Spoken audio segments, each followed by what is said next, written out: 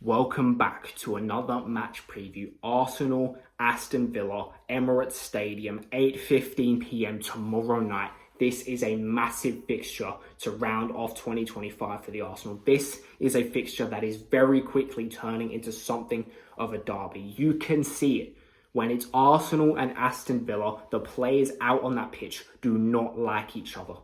Aston Villa are a club that have caused me all kinds of hurt and trauma over the past 2 or so years. They're a club that have caused us all kinds of hurt and trauma over the past 2 or so years. They're a club that beat us literally just a few weeks ago. I hate Aston Villa. I hate a lot of their players. I hate their striker. I hate their goalkeeper. I hate their manager. I cannot remember the last time I wanted to win a match as much as I do with this one. Let's get into it. Starting things off with the lineup, it pretty much entirely writes itself. By this stage in the season, we have a very good understanding of who we want to be on the pitch from minute one in these big, high-stakes Premier League matches. Raya in goal. Timber at right back. He was left out of the Brighton squad purely as a precaution. I am really hoping he's back for this one, considering we still don't have Ben White. Declan Rice did a job at right back as a temporary fix, but that's not something I want to see going forward. Timber in at right back. And at centre back, it's been so long. It's been way too long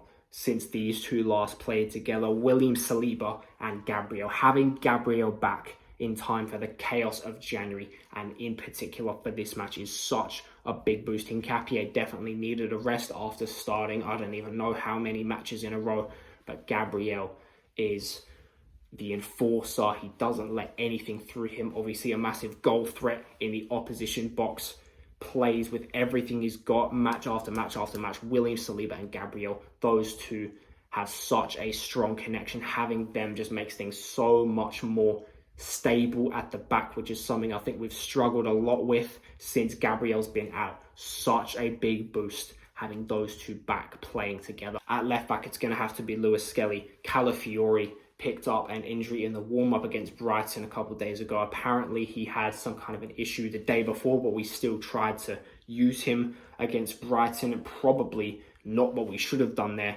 There's a shout for Nketiah. I think Nketiah needs a rest, but not only that, Lewis Skelly is what we need at left back. Think back to a previous match against Villa, not earlier this month. That was an absolute train wreck, the entire thing. But back in January, 2-2 draw. There were three players I mentioned after the game as ones that deserved more. They played their heart out. They played such a good game, and in the end, they did not get what they deserved. One was Trossard, second one was Rice, third one was Miles Lewis Skelly. He is everything that we are looking for in that left-back position, the way Arteta likes to invert it. It's just Calafiori is doing those things better at the moment. But Lewis Skelly is what we need in that left-back position, and he's done it before. He's proven himself against this very opposition. Lewis Skelly at left-back for me. And then the rest of the team writes itself, doesn't it? I'll just go rapid fire. Zubimendi, Rice, Odegaard, Saka, Gyökeres, Trossard. Martin Odegaard, what a performance he put up against Brighton a couple of days ago. I don't think I quite gave it the talk up it deserved, because that was vintage Odegaard. I mentioned it. We saw 23-24 Odegaard against Brighton. I don't think we truly understand how significant this is, because Odegaard playing at his best means Arsenal playing at their best.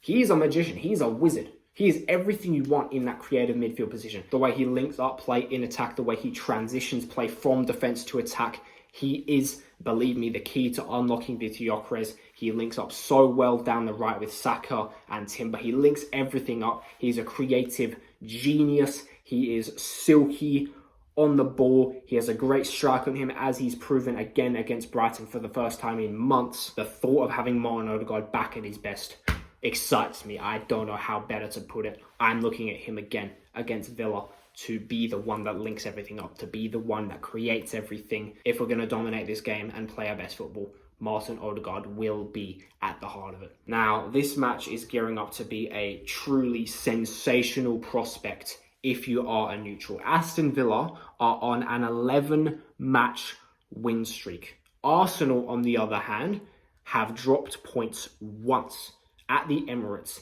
in the second half of 2025 in all competitions. Players are coming back, and I don't just mean Gabriel coming back to fitness, coming back to the pitch right in time for the kind of Emirates night he absolutely lives and breathes for. I mean players like Ollie Watkins and Morgan Rogers hitting form for Villa just in time for this match after a very slow start to the season. Arsenal are finally at a stage where they can basically field what many would consider to be their best starting 11 possible. We will desperately want to win this game considering how hot City are on our tails, how hot Aston Villa are on our tails, to be fair to them. This comes right at the end of the year. We're really going to want to go into the new year 5 points clear of Manchester City ahead of their really tricky away trip to Sunderland in a few days as well. On the other hand, Aston Villa always seem to go up a gear when they play us. They're going to want to ruin the end of the year. They're going to want to ruin the party for us, aren't they? Like always. Now, I want us to play this game as if we are the favourites. I want us to go out, assert our dominance in the opening 10, 15, 20 minutes or so, because Villa, they do not have Matty Cash. They do not have Pau Torres. They do not have Boubacar Kamara at right back. Who are they going to go with at right back? Fotmob says Bogard. Their only other natural right back is 22-year-old Andres Garcia, who joined from Levante in January. He hasn't played a single match this season, so I think it's very unlikely he'd be starting. Maybe it will be Bogard at right back, giving Trossard a chance to have an absolute field day there. Pau Torres, very good defender, know him for this one. Lindelof is probably going to have to be the one to slot in. He's only played in 7 Premier League matches this season. And then again, no Kamara. That one probably won't make that much difference in terms of how effective the starters are, because they still have Annan and they still have Tielemans who can start in that double pivot. Now, that match 3 weeks ago, that match did things to me. That match did unholy things to me. I cannot tell you how mad I was the day after, how many hours I spent in my bedroom absolutely seething at the way, not at the way the match ended, but the way we played, and it being our first loss in however many matches. It's still very fresh in my mind, the wounds, but more importantly, how badly we played and the things that went wrong.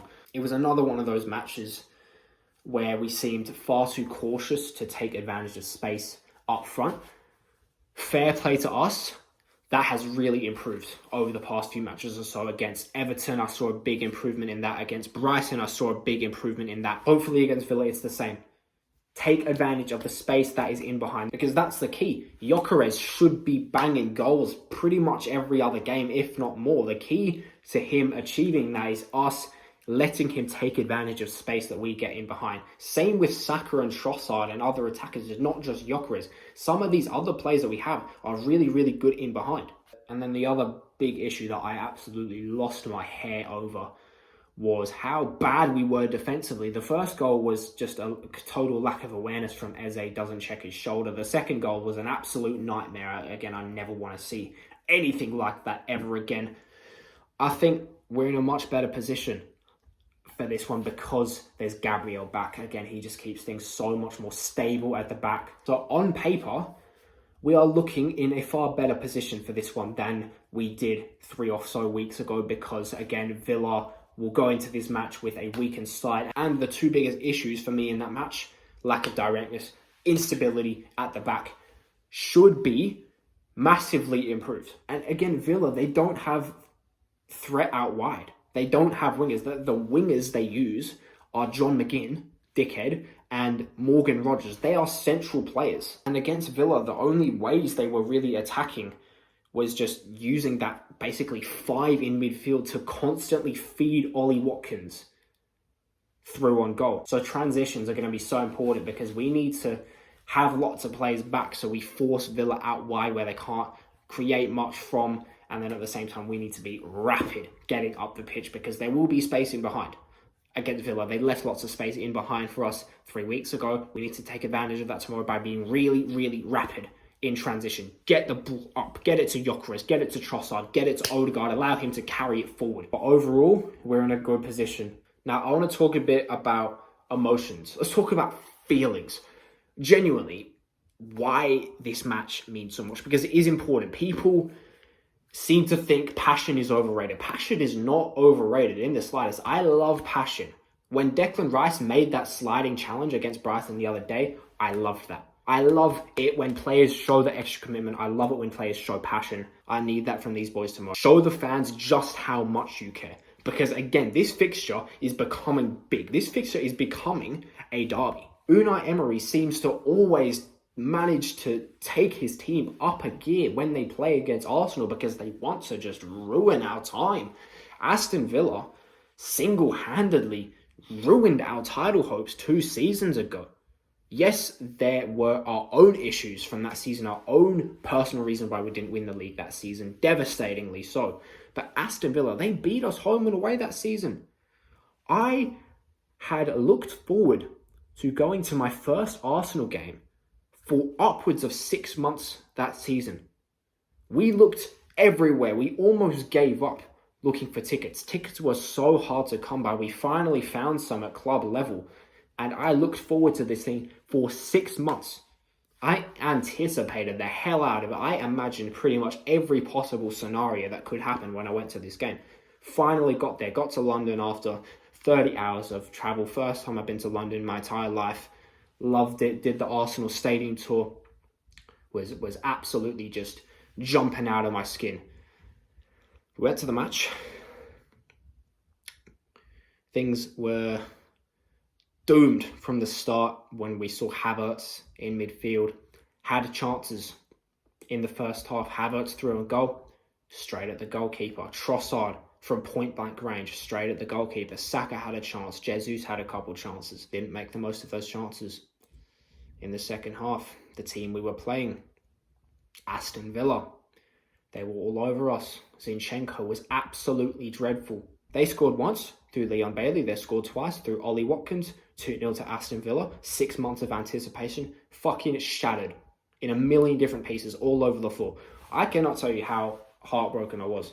And this isn't me looking for pity or whatnot. This is me trying to show how much this fucking fixture means, because that match was not only devastating for me and quite literally changed my entire life, but it derailed our title hopes. You know, we were perfect after that match. 6 matches it was. After that match remaining in the Premier League season, we were perfect. Won 6 out of 6 matches. Won against United at Old Trafford. Beat Chelsea 5-0 at the Emirates. Beat Spurs away. We were so good after that one match, but we couldn't catch up. Despite winning, I think, 16 out of our final 18 matches that season, we lost the Premier League title in 2023-24. And that match against Aston Villa was the one that did it for us. And last season at the Emirates, we were 2-0 up after an hour and then we completely capitulated. You know, that one is on us. But Villa, 2-1 through Tielemans, 2-2 through Ollie Watkins again. And then 3 weeks ago, that match did things to me in a way that no other match has done this season. It really shook my confidence. It really, really left me rattled. I am rattled. I am very rattled. I do not like Aston Villa. They continue to derail us and put dents in our title hopes. And their fans seem to think that they're now in a title race, and that's why we need to put that to bed. We need to make sure that that isn't actually the case, because if they beat us again like they did 3 weeks ago, they will be level on points with us, and then we would probably go behind after City go away to Sunderland. So we need to stay on top of the Premier League table. We need to extend our lead on top of the Premier League table to 5 points ahead of City going to Sunderland's away game, which is a tricky match for them. If we go ahead by 5 points, they will be feeling the pressure a lot more than if we slip up, because if we slip up, then they always capitalize. But if we go ahead by 5 points going into the new year, they will feel that. That's the biggest bonus of a win.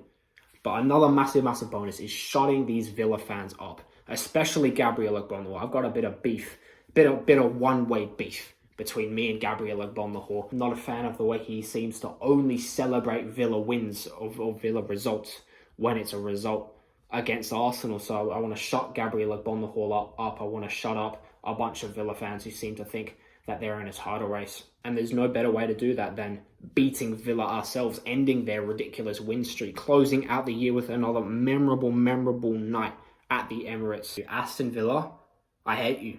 I hate you so much. I hate you more than every team in the Premier League other than City and Spurs. That's me being completely and utterly honest there. What a way it would be to end 2025 with a win over Aston Villa, probably our biggest nemesis over the past 2 or so years. We've had so many incredible matches this year that I am going to tell my grandchildren about in 50 or 60 years or whenever. I want tomorrow night to be another one of those matches. Desperately, I want it to be that. On paper, this is ours. Looking at tactics, the players available, how the two teams have approached previous matches, this is ours. I want us to really go to Aston Villa. I want us to be the ones causing problems, especially in the first half. I want us to be direct. I want us to take our chances. I want us to keep things really stable at the back. And overall, I badly want us to get those 3 points. Move 5 points clear at the top of the Premier League table. Effectively eliminate Aston Villa from this title race and come on the fucking Arsenal.